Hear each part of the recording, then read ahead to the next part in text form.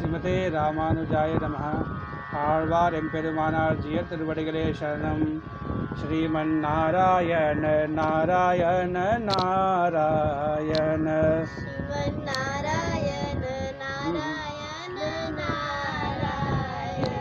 श्रीमन्नारायण नारायण श्रीमन्नारायण नारायण नारायण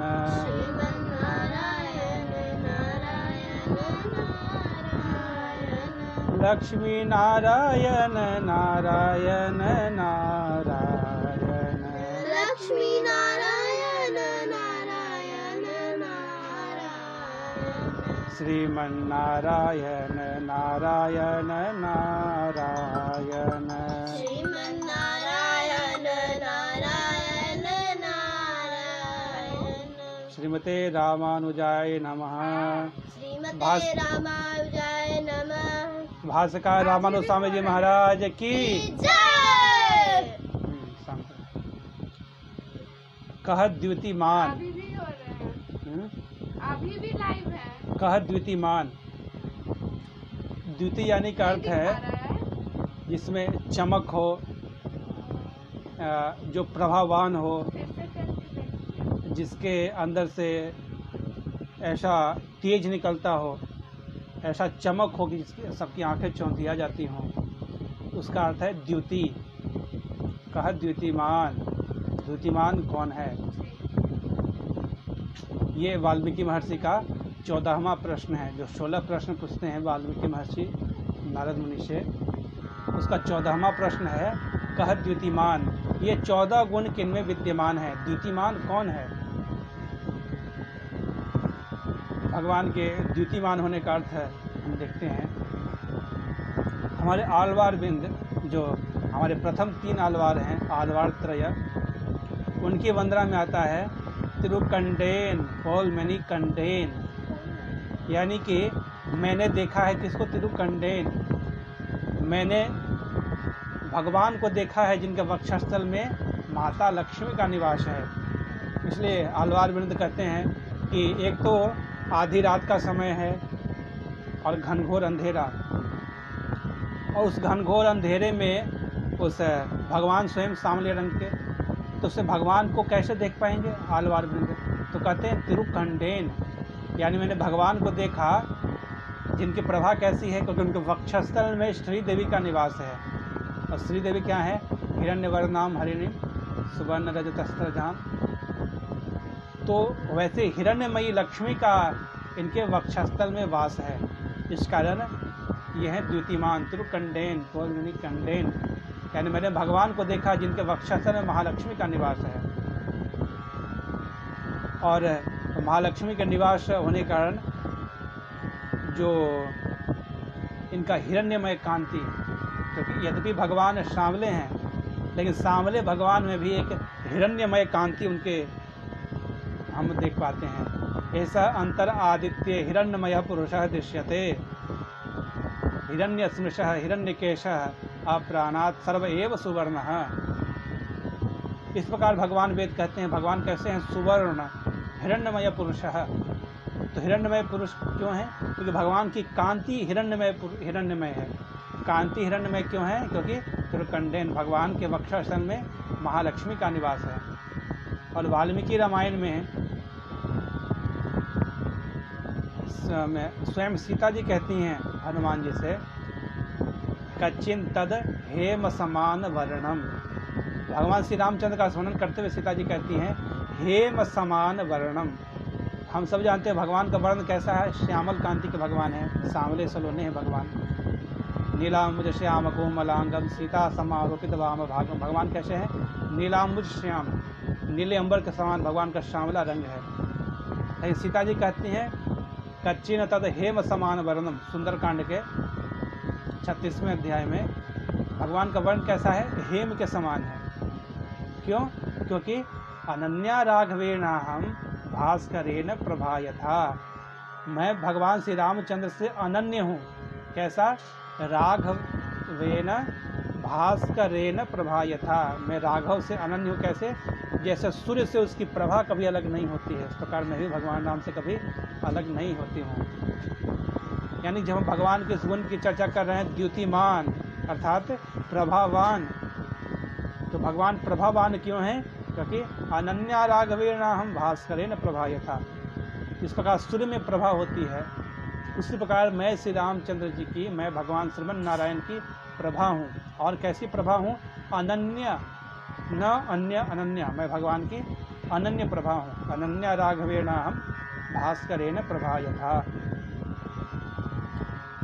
ऐसा सुंदरकांड में सीता जी कह रही होती हैं रावण को, और हनुमान जी इसका श्रवण करते हैं। बिल्कुल यही शब्द भगवान श्री रामचंद्र हनुमान से कहते हैं जब वो प्रस्थान कर रहे होते हैं, और भगवान उन्हें अंगूठी देते हैं और कहते हैं, हे हनुमान, जहाँ अनन्या ही मई सीता भास्करेण प्रभा यथा, सीता मुझसे अनन्य है, मुझसे अभिन्न है। कैसी? भास्करेण प्रभा यथा, जैसे सूर्य से उसकी प्रभा कैसे अलग नहीं होती। यानी कि भगवान स्वयं शक्तिमान है, और भगवान की जो अचिंत्य शक्ति है वो है माता महालक्ष्मी, सीता, रुक्मिणी, राधा। यानी कि अनन्या ही मई सीता भास्करेण प्रभा यथा, यानी कि सीता मुझसे कैसी हैं? जैसे सूर्य से उसकी प्रभा अलग न होती हो, वैसी मुझसे अलग है, मुझसे अनन्य है। यानी कि कह द्युतिमान, भगवान प्रभावान है, भगवान द्युतिवान है। क्यों? श्रेय वक्षस्थल स्थिताम, गोपियाँ स्तुति करती हैं भगवान का, गोपी गीत में, भ्रमर गीत में, श्रीमद् भागवत में जब भी गोपियाँ करती हैं भगवान का स्तुति करती हैं, तो सर्वप्रथम स्तुति करती है माता महालक्ष्मी का। श्रिय वक्षस्थल स्थिताम रमे रमेशो यद पादतलम श्रिय यद पादतलम रमाया, इस प्रकार से गोपियाँ स्तुति करती हैं श्रीमद् भागवत में भगवान का।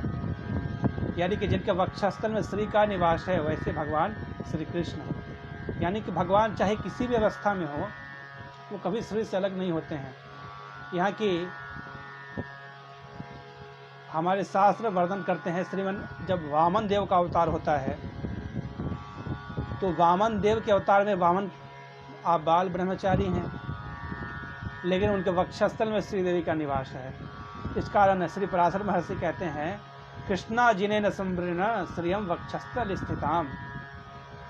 भगवान वामन कहते हैं कि मैं तो इस अवतार में एक ब्रह्मचारी बना हूँ, मेरा विवाह नहीं हुआ है, और मेरे वक्षस्थल में एक स्त्री का निवास हो तो लोग क्या कहेंगे, इसलिए आप छुप जाइए। तो महालक्ष्मी कहती है, मैं आपसे छुप कैसे सकती हूँ, मैं तो आपकी अनन्य हूँ, सदैव आपके वक्षस्थल भी हमें विहार करने वाली हूँ, तो मैं आपके वक्षस्थल से कैसे हट सकती हूँ। तो कृष्णा जिनेन संवृणन, भगवान जो उन्होंने कृष्ण जिन पहन रखा था, जैसे कि ब्रह्मचारी पहले वलकल वस्त्र पहनते थे, हिरण के खाल पहनते थे, उससे उन्होंने अपने श्री देवी जो उनके छाती में थी उनको उन्होंने ढक लिया, और वहाँ से फिर आगे प्रस्थान करते हैं। यानी कि भगवान के वक्षस्थल में जो महालक्ष्मी का निवास है, चाहे वो वामन रूप में आए, चाहे वो राम रूप में आए, कृष्ण रूप में आए, महालक्ष्मी उनसे अनन्य है, कभी उनसे पृथक न होने वाली भगवान। यहाँ तक भ्रमर गीत में गोपियाँ यहाँ तक कहती हैं कि हम कैसे अभागिन हैं और लक्ष्मी कैसे सौभाग्यशाली हैं कि भगवान ने हमें छोड़ दिया विरह में, लेकिन लक्ष्मी उनसे कभी अलग नहीं होती हैं। इसलिए भगवान महालक्ष्मी से कितना प्रेम करते हैं और महालक्ष्मी कितनी भाग्यशालिनी है।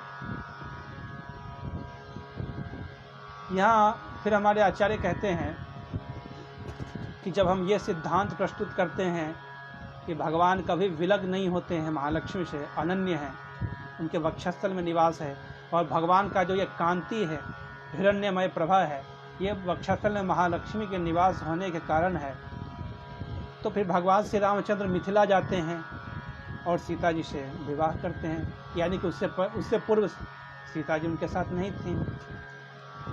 फिर सीता जी का हरण होता है पंचवटी से, तो वहाँ से सीता जी उनसे विलग हो जाती हैं, और फिर भगवान राम अनेक तरह से विलाप करते हैं। तो क्या यहाँ वाल्मीकि महर्षि ने क्या प्रस्तुत किया है? तो क्या यहाँ पे एक सामंजस्य का अभाव है? क्या यहाँ विरोधाभास है? तो हमारे आचार्य कहते हैं कि वस्तुतः नहीं, क्योंकि हमारे आचार्यों ने कहा है, न ते वाक् अनृता काव्ये काचित अत्र भविष्यति। ये महाकाव्य में किंचित मात्र भी कमी नहीं है। न ते वाक् अनृता काव्ये काचित अत्र भविष्यति। किंचित मात्र भी इसमें अनृत नहीं है और किंचित मात्र भी इसमें एक ऐसा भी तथ्य नहीं है जो कि सत्य न हो। ये वाल्मीकि महर्षि की महानता है और ये एक महाकाव्य की विशेषता है। तो इन दोनों का सामंजस्य कैसे किया जाए, क्योंकि भगवान एक तो सर्वदा श्रियवक्षस्थल स्थिताम अनन्या राघवेण हम भास्करेण प्रभा यथा, तो जो उनके अनन्य हैं महालक्ष्मी, और एक तरफ हम देखते हैं कि उनका हरण हो जाता है। तो क्या हम ये जो बात कर रहे हैं कि भगवान की जो प्रभा है, भगवान की ये जो कांति है, हिरण्यमय पुरुषः दृश्यते, हिरण्यमय कांति भगवान की है क्योंकि उनके वक्षस्थल में श्रीदेवी का निवास है। तो क्या सीता जी के हरण होने के बाद क्या भगवान के अंदर वो हिरण्यमय कांति नहीं थी? क्या सीता जी से विवाह करने से पूर्व जब वो मिथिला जाकर सीता जी से विवाह करते हैं, क्या उनके अंदर वो हिरण्यमय कांति नहीं है?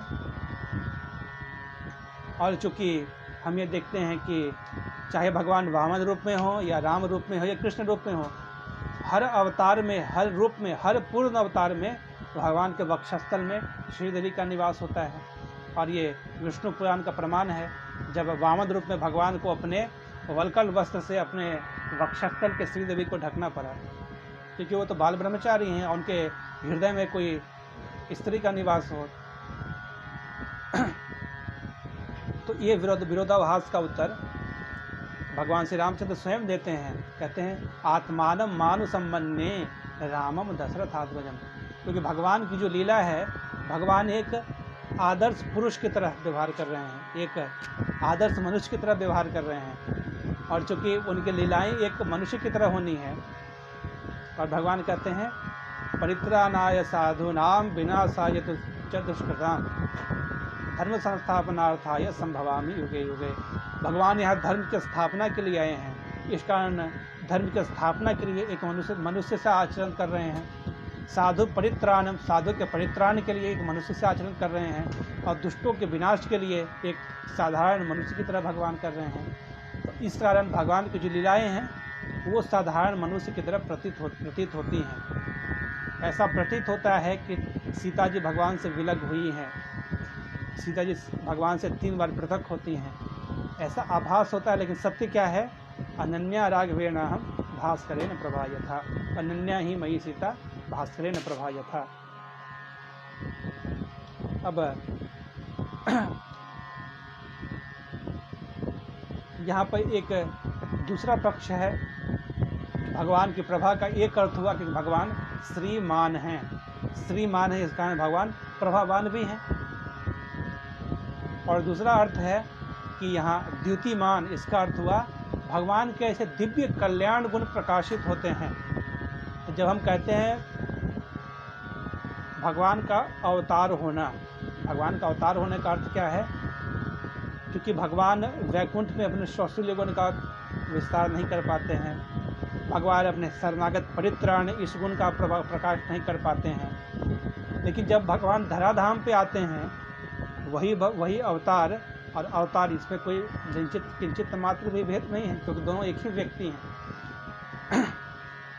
येष नारायणः श्रीमान क्षीरार्णव निकेतनः नागपर्यंकम उत्सृज्य ही आगति मथुराम पुरीम।